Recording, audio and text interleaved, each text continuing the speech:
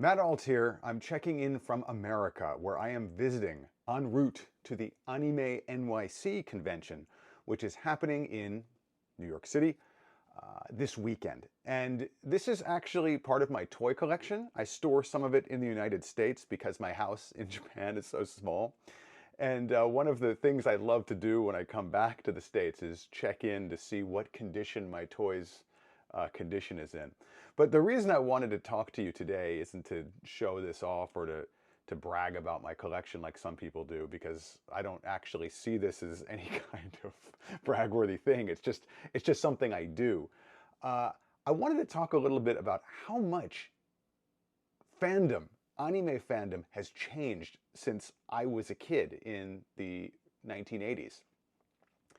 Back then, if you were into anime, it was a pretty rare thing. The only Japanese animated fare that was on TV were a few really selected major hit shows like Star Blazers, which is a space cruiser Yamato in Japanese, or Speed Racer, or Gatchaman, which was broadcast in the United States as Battle of the Planets, or Robotech, which is the English version of Macross, or Voltron, which is the English version of a Japanese anime called Go Lion. That was basically it. There weren't a lot of translated comic books. That wouldn't really start manga. That wouldn't really start hitting until the late 80s. So when I was growing up, the main way that you interacted with Japanese anime and pop culture in general was through toys, toy merchandise. And that's how I first got into Japan and things Japanese. The very first Japanese toy that I received as a kid, I actually still have it, is a Shogun Warrior. It was sold by Mattel in the late 1970s. And it's this beautiful, bright red robot from a Japanese series called Geta Robo G. But it wasn't broadcast under that name in the United States because in the era of the 70s and early 80s, you couldn't broadcast animated shows that were based on toy lines. It was really frowned upon. It wasn't exactly illegal, but there was a sort of tacit understanding among toy companies and the FCC, the Federal Communications Commission, that it was kind of a no-go, and not a good thing to do. That all changed when Ronald Reagan took office and he deregulated the FCC, and that ushered in this flood of merchandised toy series like Pac-Man or the Transformers, or Voltron, and many of these other shows that were all actually from Japan, because America didn't have any content at the time that was this co-branded cross-platform thing where you had a show based on toys or the other way around. So Americans had all of these toys coming in. We didn't actually have a lot of the shows at the time, and you really had to hunt for this stuff. It wasn't like it is today where you have the internet. You have like Amazon, you have eBay, you have websites devoted to, cataloging all of this stuff. You really had to seek it out and find it. And through seeking it out, it kind of became part of your identity, that journey, that search. That, I think, is the really big difference between the way that people consume anime today and the way that we did back in time. Now, I want to be absolutely clear. I'm not setting any kind of hierarchy here. I'm not saying one way is better, one way is worse. What I am saying is that times change.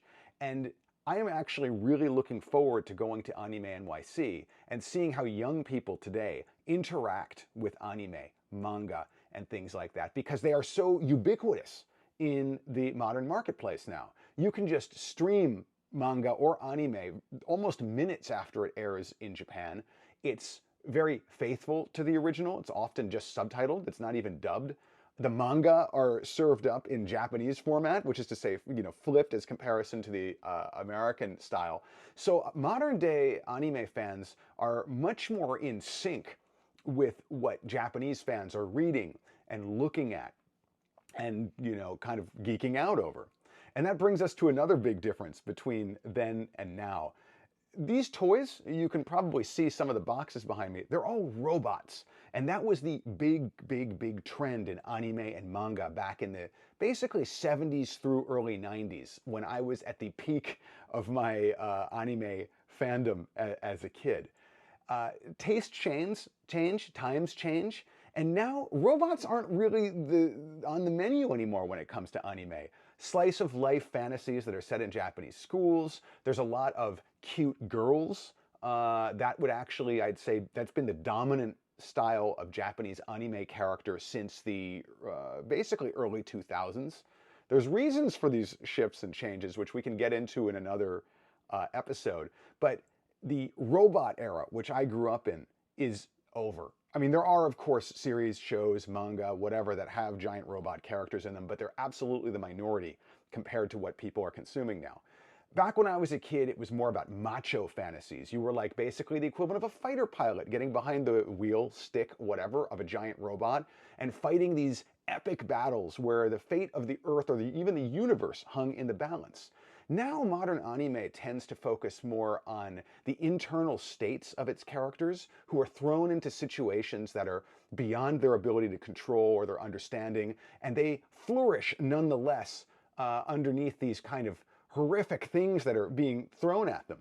If this sounds a little familiar, it's basically the story of millennials, Gen Z, in the real world today. They're struggling with all sorts of problems. You know, the future isn't as bright for them as it was for us when we were growing up as Gen Xers in the 70s and the 80s and even the 90s to an extent. So the way that society has shifted, how things have gotten darker for kids, means that their tastes have shifted as well, and you see that reflected in anime. It's why I think so much modern anime is set kind of in school settings. It's easier to sympathize with for teenage viewers. It's why so much of it is dealing with improving yourself, growing your skill set in a world that's kind of stacked against you. You see this in virtually every Shonen Jump magazine related anime, whether it's like One Piece or whether it's Demon Slayer. It's all about finding friends in a harsh world and building your circle of people who can support you. I actually think that's a really cool thing, and it's a really interesting thing, even if it's not my personal taste. My personal taste is absolutely behind the wheel of a giant robot.